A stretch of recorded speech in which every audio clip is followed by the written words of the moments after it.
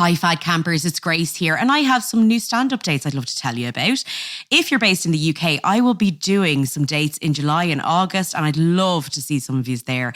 I'll be in Leeds doing a work in progress with Amy Annette on July 4th in the Hyde Park Book Club. I'll be in Brighton on July 6th with Alison Spittle in the Comedia Comedy Club, and I'm going to be doing my own work in progress show in Glasgow on July 12th at Good Egg Comedy. Also then, I will be at the Edinburgh Fringe, of course, for the entirety of August, from July 30th to August 24th. I'll be at the Assembly George's Square, the Crate, 10 to 3 every day. Would love if you could tell anyone you know who's going to be at the Edinburgh Fringe to come see my show. I'd really appreciate it. Thanks, guys. This show is part of the Head Stuff Podcast Network. What's the best way to reduce? Eat plenty or starve yourself? 30 pounds in just 18 weeks. Jenny Craig totally worked. I love to eat, but overeating made it impossible to lose weight. My body wants bread, and I'm going to give my body what it wants. So I lost naturally. Medical studies prove that overeating is the number one reason for weight gain. If you need to lose weight, use safe and natural spring way and bring your weight down without the use of the same time. Welcome to Fad Camp, a podcast that throws a comedy eye over our societal obsession of diets. Now, a little disclaimer, we are not health experts, but we are fad diet connoisseurs. I'm your host, comedian Grace Mulvey. And I'm your co-host, Conor Dowling. Welcome to Fad Camp.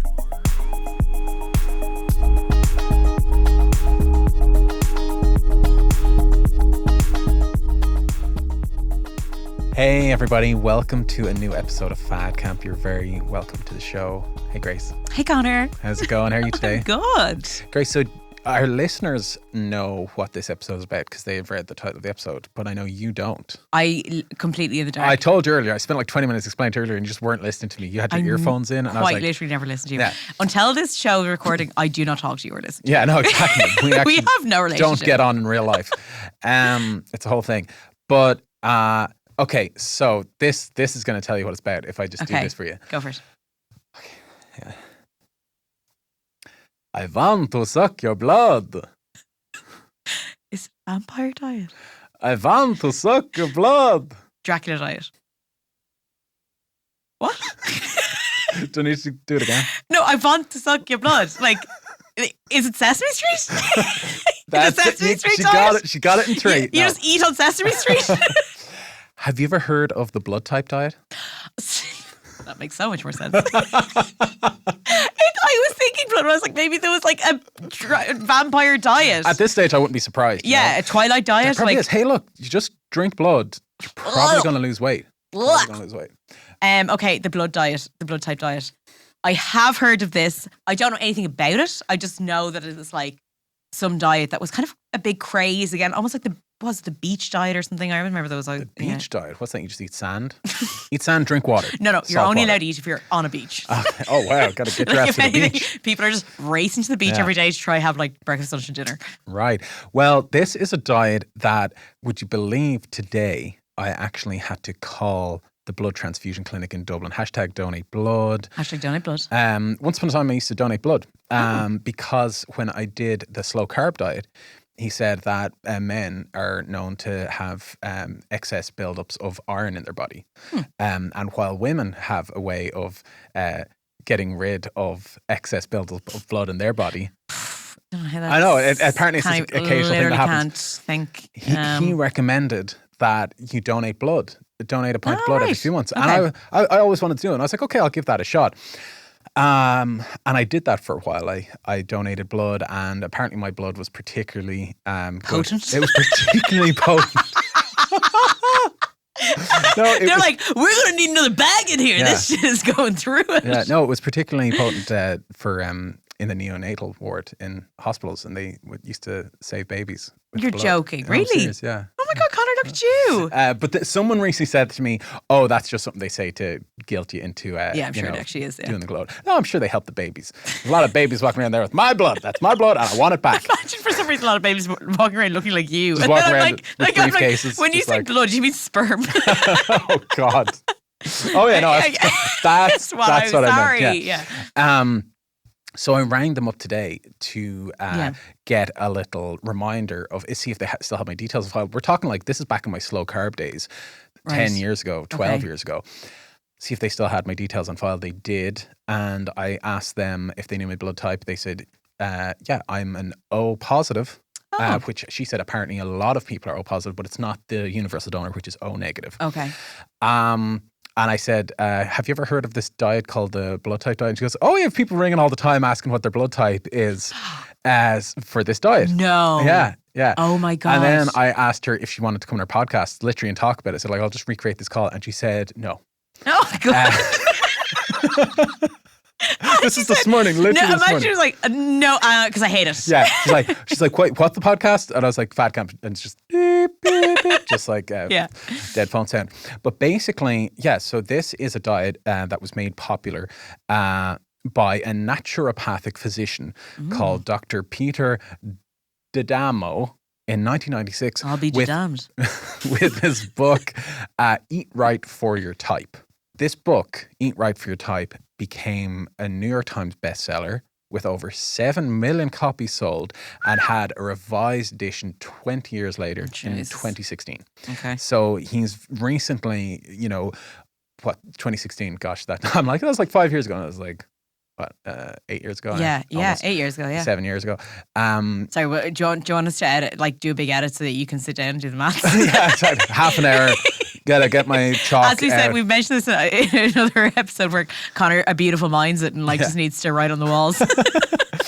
But basically, it sold 7 million copies, and it was super popular for 20 years. But his most recent press that I could find online was 7 years ago. However, his website is still quite active. Okay. A lot of the videos you will find about this diet now online and articles are about how it has recently been scientifically debunked. It doesn't work. It doesn't work, people. God. I'm sorry, it doesn't work. Another diet debunked on this show. End of episode. It's so mental. That's a wrap. Conor, how every diet we talk about, essentially, at the end of the day, every episode wraps up on doesn't work. Yeah, absolutely. It just, long story short, doesn't work. Does not work. Saved you a lot of time there. But we'll talk about how it supposedly works, what his theories were, and why it doesn't work, and how it was disproved. Because there's a lot of, this was a very hyped up diet. Like this is something that I think my mom would have talked about a bit. And it sounds very scientific. You're like, people have different types of blood, so maybe they react to different types of food differently. Okay, that's it in a very simplified nutshell. Okay, first of all, Dr. Peter D'Adamo, damned if you do, damned if you don't, damned if you D'Adamo. He's a naturopath. Do you know what a naturopath is? No. Well, naturopathy is naturopathic medicine. It's a form of alternative medicine. All right. And it has a wide array of pseudoscientific practices branded as natural, quote, non-invasive, or promoting, quote, self-healing, are employed by its practitioners. There were so many quotes and you just using that line, quote unquote, bullshit. Just anything I say that doesn't have an air quote is just true. That's not to say that it's all bullshit. That like, I mean, I don't know. There are probably naturopaths out there who do you know, very wonderful things that can help people. But you know, to have the word doctor at the front of your name, like, and that you're doing this very scientific sounding blood type diet, you expect there to be like rigorous testing.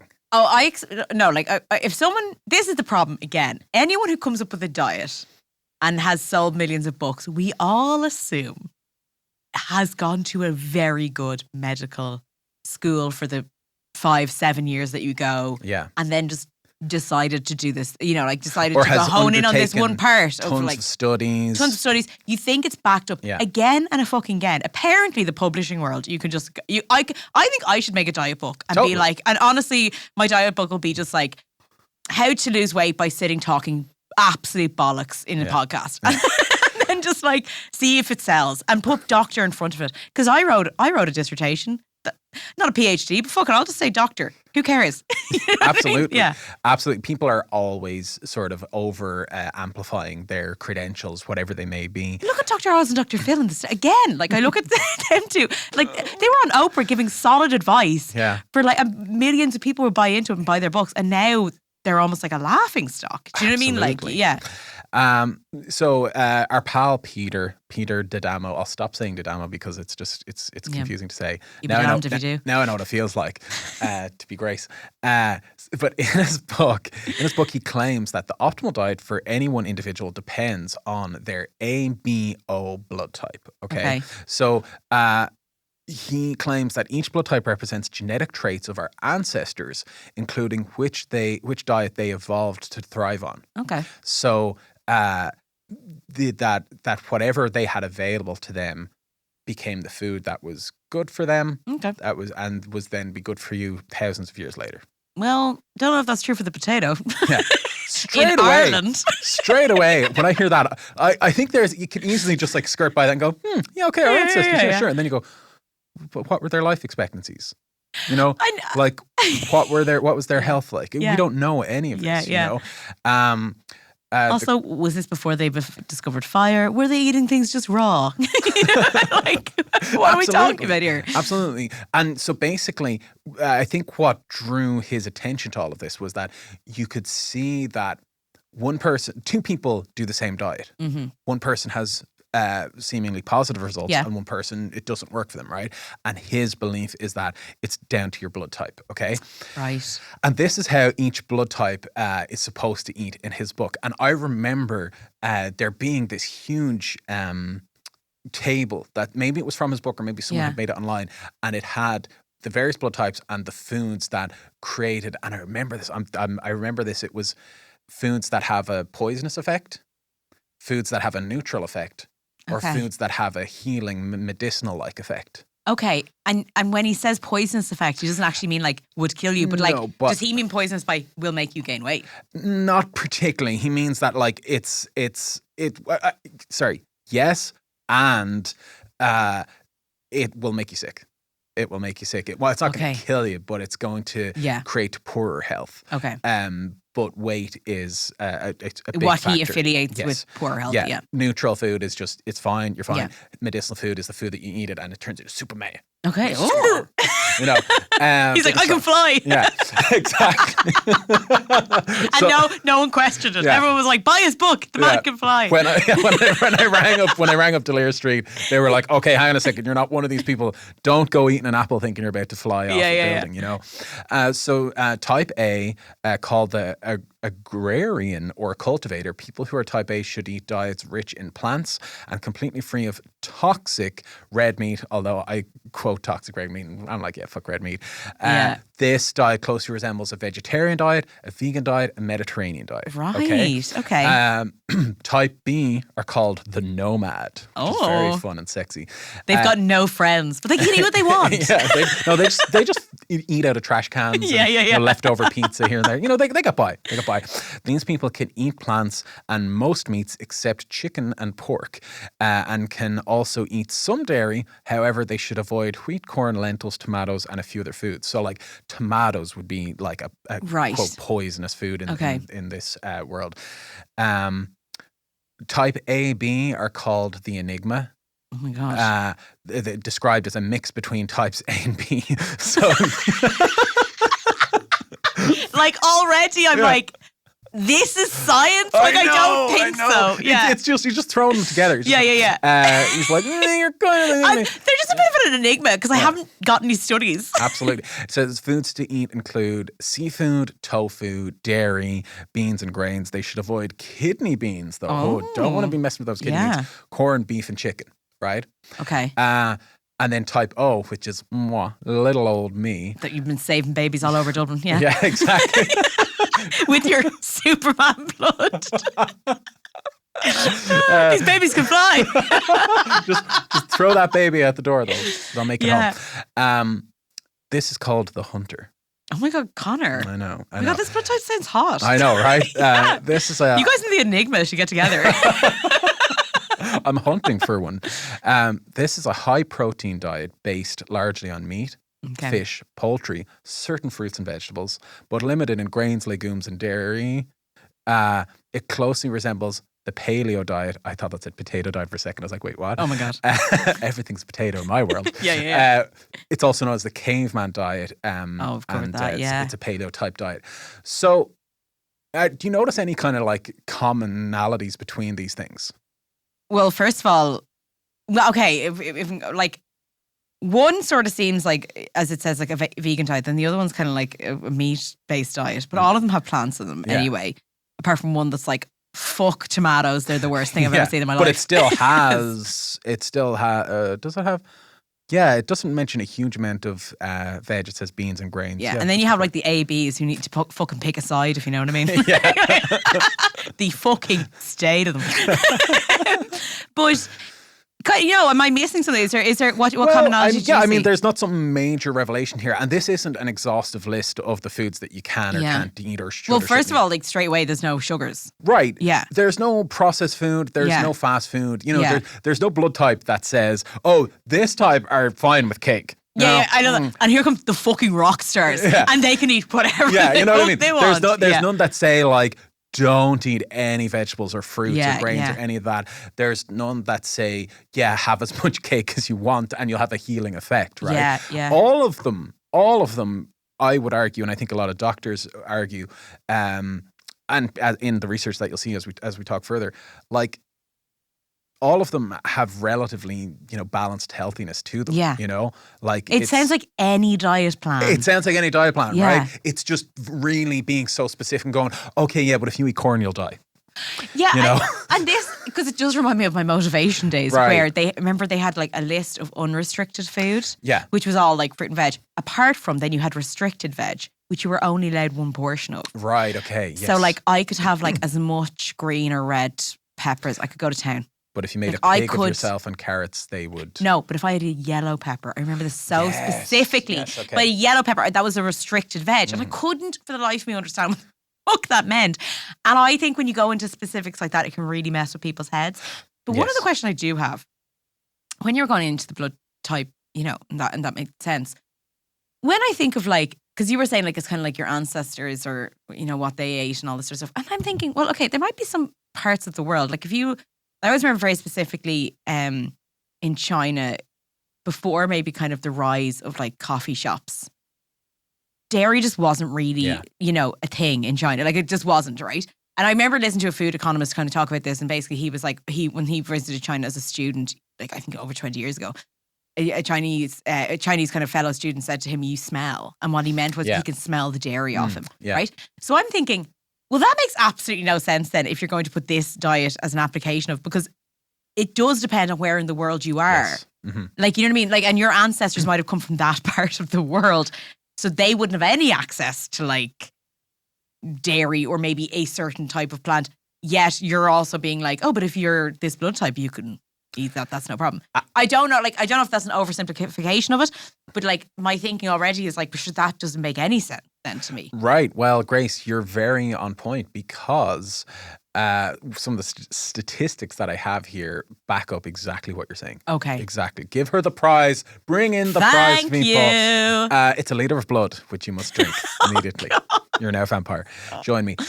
20% of people in China have type B blood. Okay. And type B, he recommends dairy. Well. He says they should have a high amount of dairy. And we know that 90% roughly of people in China are lactose intolerant. You're joking. Because of availability of certain foods to certain time periods. Their ancestors. So in a sense, he's kind of tapping into this like ancestral kind of like cultural availability of food. Yeah. But then not kind of thinking it all the way through, because let's face it, when he kind of came up with this stuff, he probably wasn't thinking that this is going to make it all like, it's going to make it all the way around the world. He's probably just thinking fairly like localized, he was like, no one's going to buy a book off me. I mean, come on, look at my credentials. I'll just write this up and hopefully my mom and a few of her friends will buy a copy. Absolutely. So like, just to give you a bit more information on what he claims, like with within each of these, he has 16 food groups. Okay. And Jesus I'm not Christ. going to go through all of them. Do you know when you're just like, oh, the food pyramid was hard to fucking know. Exactly. Oh no, this is much more granular, Yeah. so to speak, than that. But he describes individual foods as foods that encourage weight gain, foods that encourage weight loss, beneficial foods, neutral foods, and foods to avoid. I Kinda like the what I was idea saying of before. encouragement, like fruits that encourage Like, weight gain. It's go. like the foods are like, come on, you can do it, you stupid whore. Gain some weight. Come on, have some fun It's with like me. this is a bad food. It's a bad influence. yeah. on They're you. like, come on, and then like- let's break into it like all a the other blood shark. types are eating it. It's like, no, but I'm a different blood type. It's like, you'll be fine. It's like, see, they're encouraging weight gain. So, for example, chicken is considered neutral for individuals with blood type O, like myself. I'm a chicken neutral gentleman.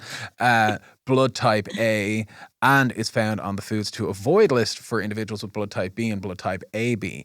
Another example is grains such as wheat. Peter reports there are no wheat products that are beneficial for people with type O blood, which Right. when I look at my family and, have people in my family who have celiac and, I often Right. question if I have those kind of issues.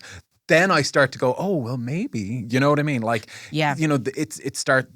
there's always some sort of, grain, so to speak.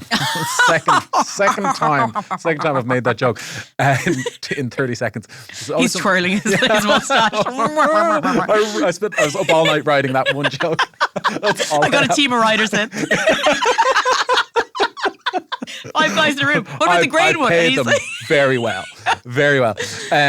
So, there's always some sort of grain of truth in these kind of things that then has just been fucking expanded out on to the Yes. point of madness. It's like a cult. well, no, you know?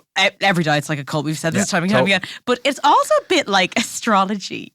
Because you know Totally. the way you're saying like, oh, I read this and I go, oh my God, that Yes. kind of can Yeah. apply to me. Yeah. Well, it's like when you read your fucking like horoscope and then it's like, you will very broadly have a very okay time this week. And you're Yeah. like, I have been having an okay time this week. OMG. So I think, it's that thing of like, we do try find ourselves in and interpret things. Oh, absolutely. Yeah.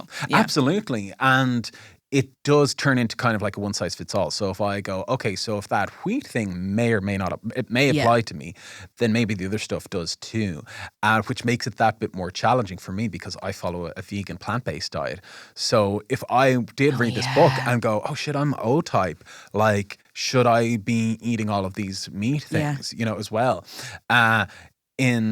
So some basic blood science, to bring us all up to speed, because I know you love talking about blood. Just love it. In 1901, Dr. Karl Landsteiner, that's a fun name, discovered that. Why do they always have the best names? They really do. Yeah. Oh, Like all the scientists, they always have the most insane names going. It's never like a Greg. yeah, or like It's like Greg Ri- Basin, Ryan, Ryan or Kelly, just like Yeah. simple Irish names. Irish names. The way it was meant to be, I tell you. Can we not go back to the way it Come on, was? where are all the Irish scientists now? He discovered that there were 4 types of human blood. And How did he discover And this? he named them. He was just draining people's blood. And he's like, I named thee A, I named thee B, I named thee AB, and people were like, C? He's like, no, O. Yeah. I love how he likes to subvert. He's like expectations. He's like, oh, you think I was going to Yeah. do like some sort of idiot? So there's A, there's B, there's A, B. Because and, because the third one, for some reason, I couldn't have gone with C. I know. And then I went, oh, this man cannot be trusted. Exactly. But he did discover that blood types are not compatible with each other because of antibodies. That's why like my Right. blood is good for the babies. If a baby took your blood, Grace, it's game over. You're tainted. Useless You're blood. nasty ass Do you- blood. Do you know what's funny? I can't get blood. I've tried numerous times. Why? I have a heart murmur. No way. I didn't know that. Are you Yeah. serious? So yeah. Wow. Can you not hear it from here? Apparently, it's actually like a doctor was like, your heart rhythm is like all over the gaff. Really? It's like jazz. But yeah. So no, I have heart murmur, so you're not allowed. Like, to be honest, it's in no way like affects my life Okay. at all. And like even I think when I go to. I've tried twice to give blood, and he's saying like, "Oh, that's so annoying," because it doesn't Yeah. actually affect anything. It's just obviously they have to have certain things in place. But so I don't know what my blood type is. Okay. Each time I'm interesting. always like, damn it, let me just Oh have my the God. thing. That's Yeah. amazing. Well, I didn't know that. I think And that's. do you know they used to give Guinness? Yeah, after. I did, yeah. In Ireland. My mum used God, to we're get it, yeah. obsessed. When we gave blood, The iron, used the iron, there's there's good iron in it. They used to give you Dr. a pint Murphy of Guinness. gave them. So, Dr. Murphy, like literally, a leprechaun would come up with a pint of Guinness after you give him blood, and you'd be allowed to drink a pint of Guinness after. And I just think that's so funny that is true. Oh, yeah. And they used to, I think, apparently tell some women who were pregnant also to have a pint of Guinness every once in a while for the iron.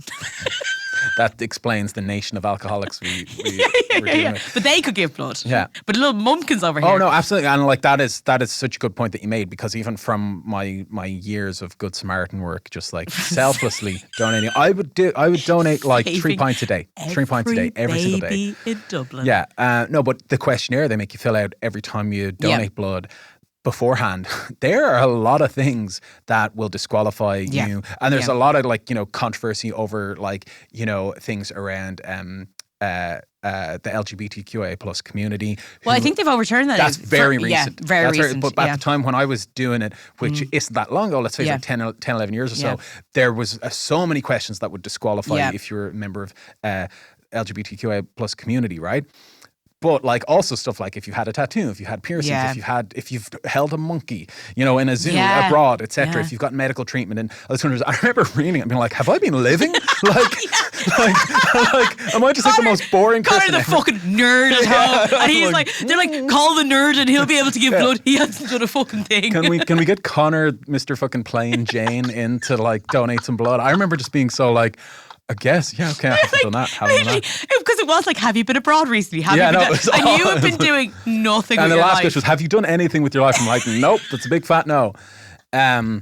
So when we're talking about Dr. Karl Landsteiner mixing these bloods together, they're not compatible with each other because of the antibodies. He said these antibodies cause blood to clump together if different blood types mix. So this is where so then Peter D'Adamo popped in, and he said it was also discovered that foods can cause blood cells to become certain foods that you eat can cause blood cells to become sticky and clump together in a process called agglutination. Now, from watching various health documentaries, I do know that to be a thing. That is true. There's a documentary called The Game Changers on Netflix, which is wonderful. It's all about plant-based athletes. And they did do an experiment where they showed these high-performing athletes the difference between a blood sample taken if they eat they had 3 different high performing athletes, and they gave them each a different meal. Just one meal. And it was like a burrito, right? One burrito had meat in it, one had a meat substitute, one had vegetables, right? The one who ate meat had sticky blood. And the ones who didn't eat meat had like more like free flowing blood. And you know, you need your blood to be flowing to prevent blockages and heart attacks and all that sort of stuff. And they were like, holy shit, that's like, you know, an interesting little experiment. So that is a thing. But he attributed that to being because of blood types. So just so there's no confusion, that experiment I mentioned was from a documentary called The Game Changers that is not related to the blood type diet. Peter D'Adamo has had his own beliefs that the stickiness caused by the food that you eat is because of your blood type. It's not exclusively because of meat, it's because of your blood type. So if you ate meat, let's say your blood type allows it, or my blood type allows it, because I'm apparently this hunter beast bitch, you know, if I eat the meat, my blood will be fine. If you eat the meat and you're a different blood type, your meat will be sticky, right? Did he do any tests to determine that? We don't know. We don't know. And I don't need to know because I'm buying the book anyway.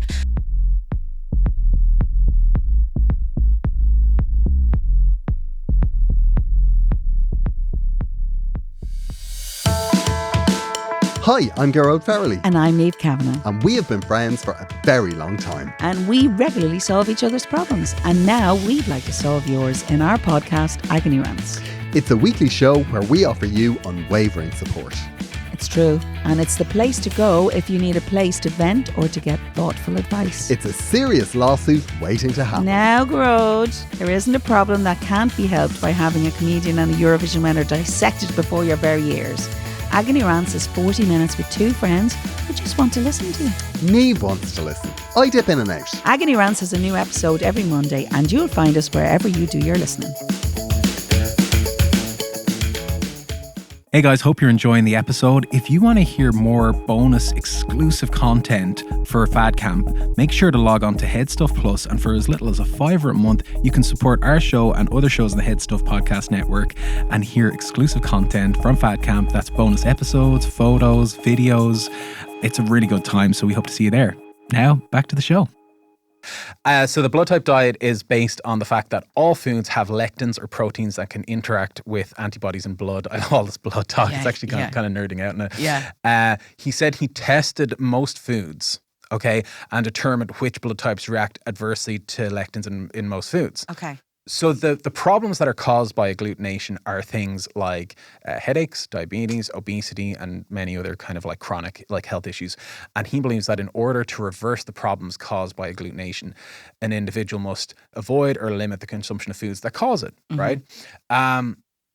What I think is interesting is that, you know, he doesn't talk about, you know, the importance of cutting out the fast foods, the junk foods, the processed foods, and their reaction to various blood types.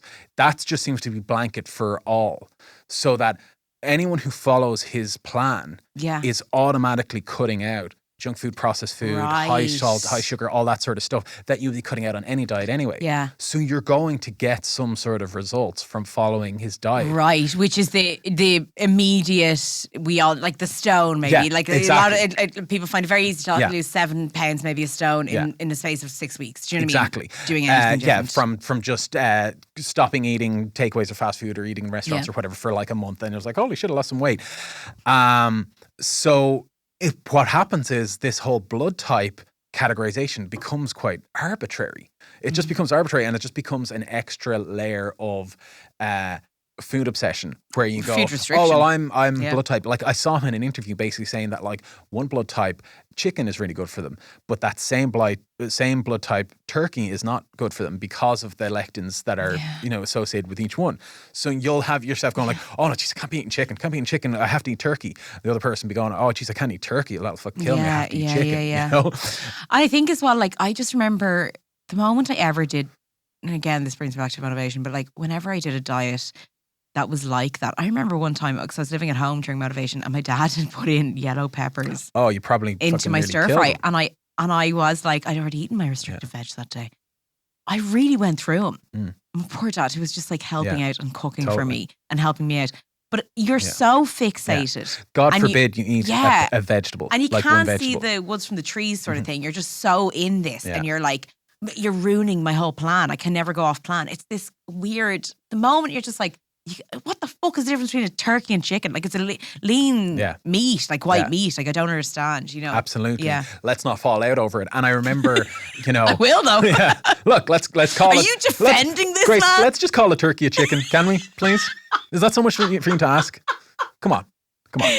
You tell me if I served you a turkey sausage and told you it was a chicken sausage, you would be like, no. Yeah, you wouldn't. I would, Conor. I would, because my blood type is AB123. I don't know what it is. I'm dying to know what your blood type is. Well, you'll never know because my heart murmur has stopped any of that. I feel like we should go around to them anyway and be like, here, would you mind just jabbing her there? Just giving her an old fucking jab. Little jab at the hut, will you? Go on. See what happens. Go on. So would you be surprised, actually hang on, before I went to that, to continue on from what we were just saying, at this time when I was interested in it, now I didn't get super bent out of shape on the blood type diet. I dabbled with it. It did back up my slow carb diet, which was, you know, high in meat, high in protein, low in carbs, right? All of these things are low in carbs. It is so funny. It's like, I don't think I've come across one carb heavy diet. No, but there is a thing called carb cycling that has become quite popular, which we probably talk about another time.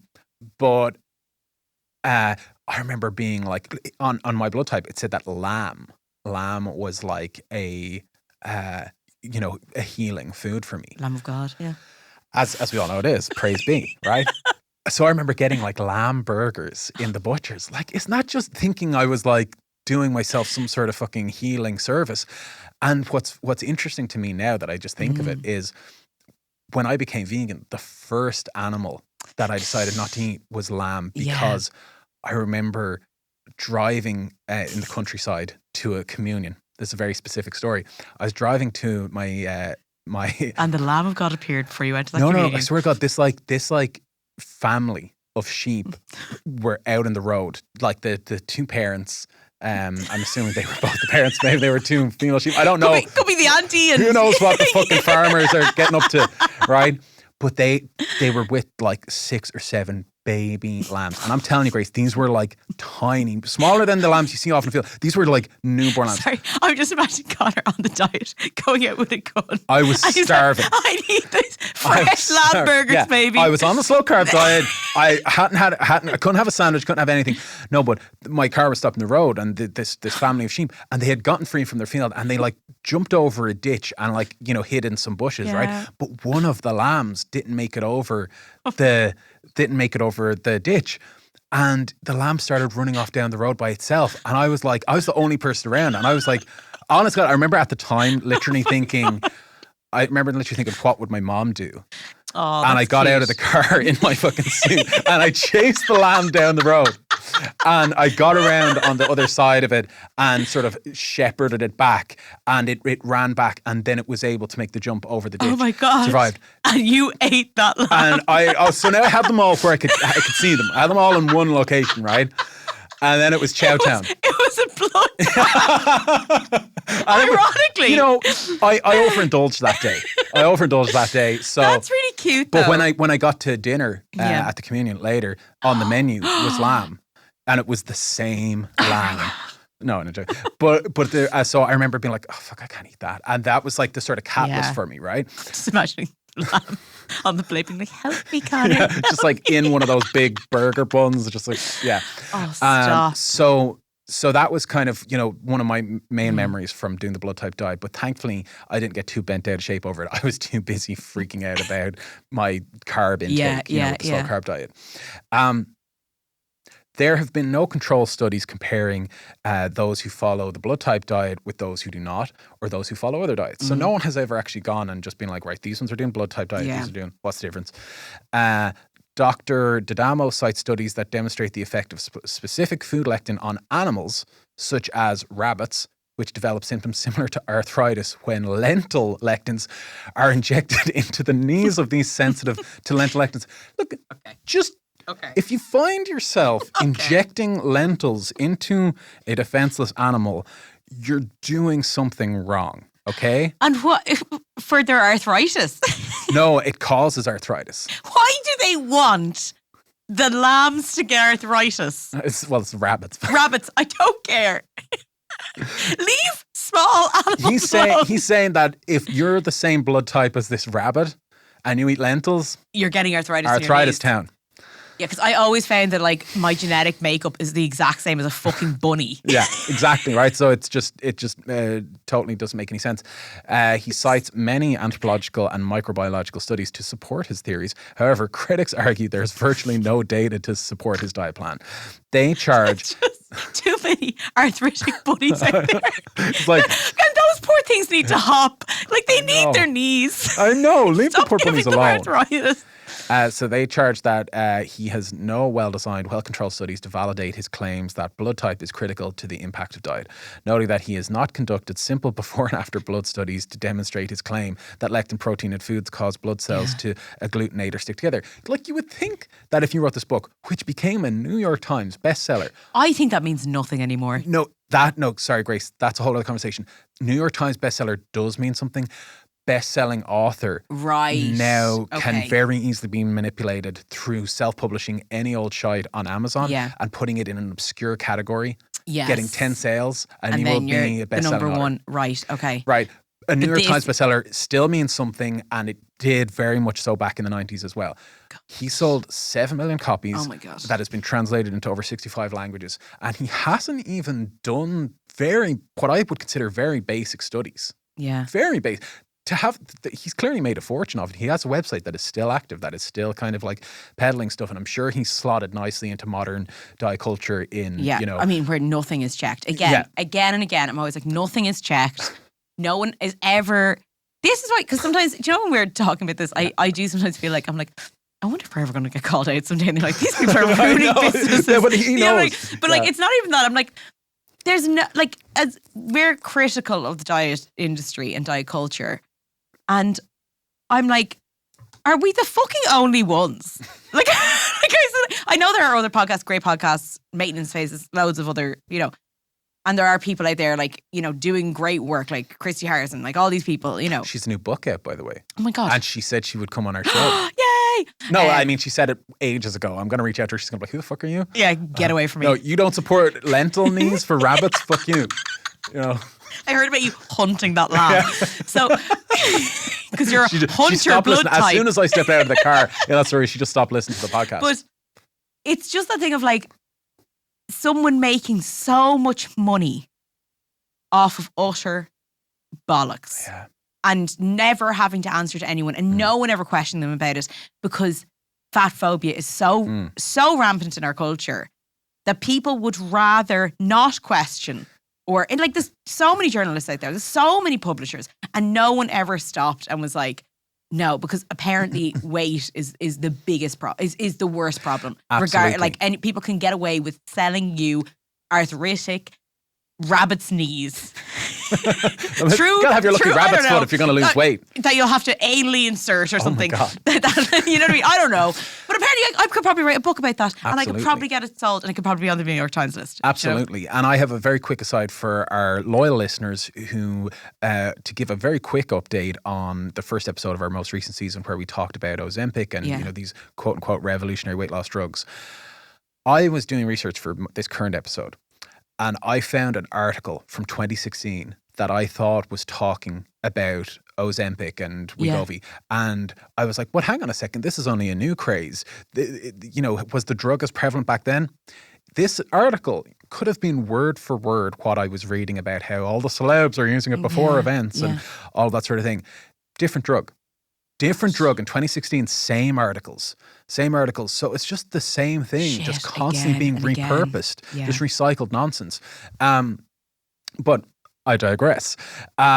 So this is something that I love because these scientists, these fancy pants scientists, they argue that if agglutination, which is just a fun word to say, it is, was as widespread and common as Dr. Daddario claims, thousands of people would die each year from organ failure caused by this process, and that pathologists would easily see evidence of this. Like, you know, yet no such evidence is presented or found in review of literature, because he's basically saying like, oh, like this blood type, if you eat corn, like it's bad news for you, right? Your blood's going to get sick, you're going to whatever.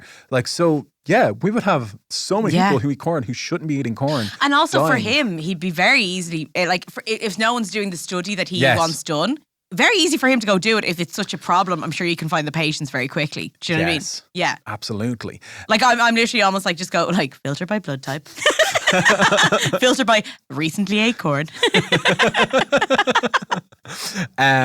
Some interesting things to bring up as well. Yeah, so in terms of blood types, even though there are kind of like four major categories, there are over 30 different specific. That's where you smoke weed.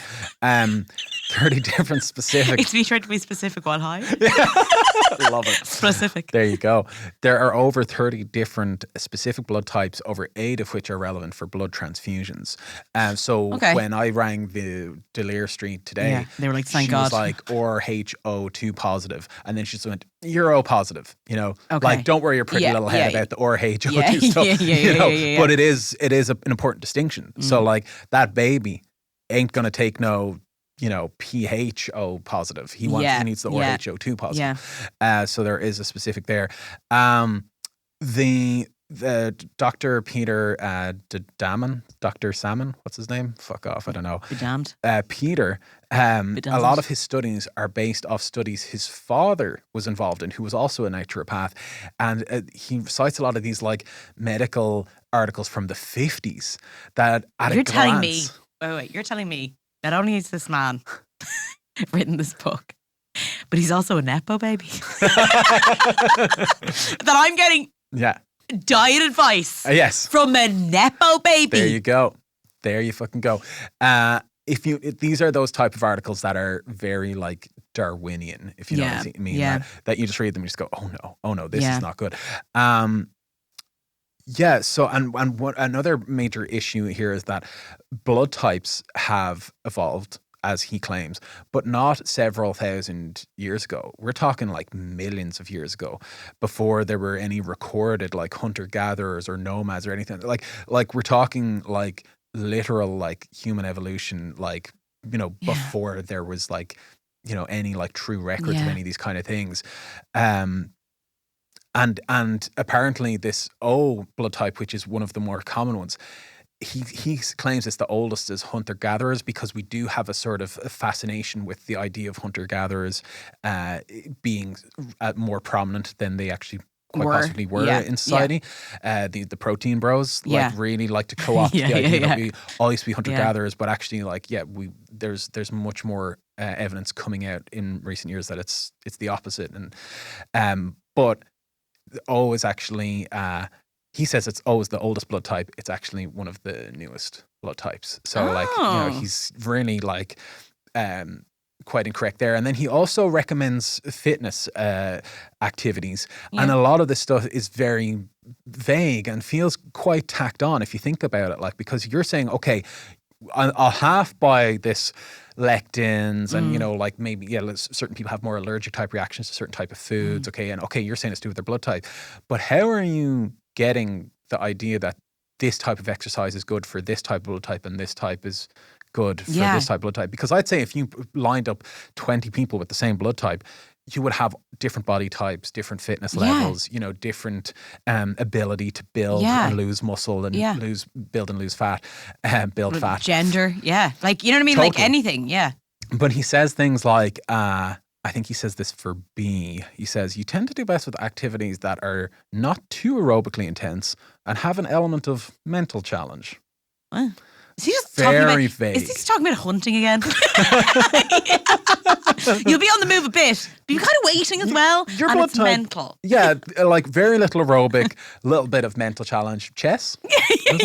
Chess while walking. So it does just make you wonder, like, what sort of rigorous testing must be applied here to learn such specific details. And I would argue that it's probably not there.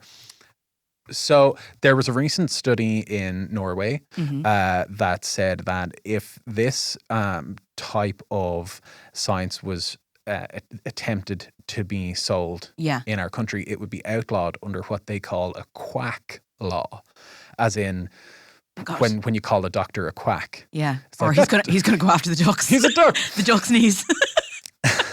The consensus among dietitians, physicians, and scientists is that these diets are unsupported by scientific evidence. In what was apparently the first study testing whether there was any benefit to eating the quote-unquote right diet according to one's blood type, a study published in 2014 compared biomarkers such as body mass index, blood pressure, and serum cholesterol and insulin among young people and assessed their diets over a period of a month. Based on one's diet, each person was classified as tending to follow the blood type diet recommended for O, A, or B. While there were significant differences in some biomarkers between these groups, there was no significant interaction between diet and biomarkers. In other words, those who were eating the quote-unquote right diet for their blood type did not show different biomarker values on average compared to those eating the wrong diet. So no difference to weight. That's a very long-winded way of saying, don't work. It don't work. And the benefits that people are seeing from it are the same benefits that you get from following any diet that cuts out, you know. And it's the same benefits that short term. Like you'll basically lose a good bit at the beginning and then see you later. Exactly. Thanks for listening to this episode of Fad Camp. As always, we want to thank our producer, Darren Lee. If you enjoyed this episode, please feel free to review us on iTunes, Google Podcasts, or wherever you listen to your podcasts. Great ratings and reviews really help more people find the show, and it would mean a lot to us. Make sure to share the episodes with friends and family or on your social media. Every listen helps. And we absolutely love hearing from our listeners, so please get in touch with any of your diet stories on fadcamppodcast@gmail.com.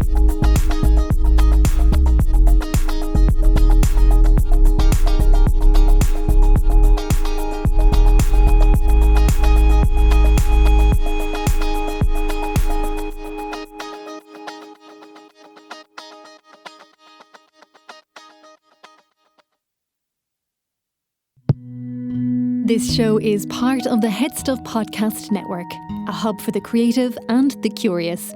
Shows are produced in association with Head Stuff and the Podcast Studios Dublin. Find out more or become a member at headstuffpodcasts.com.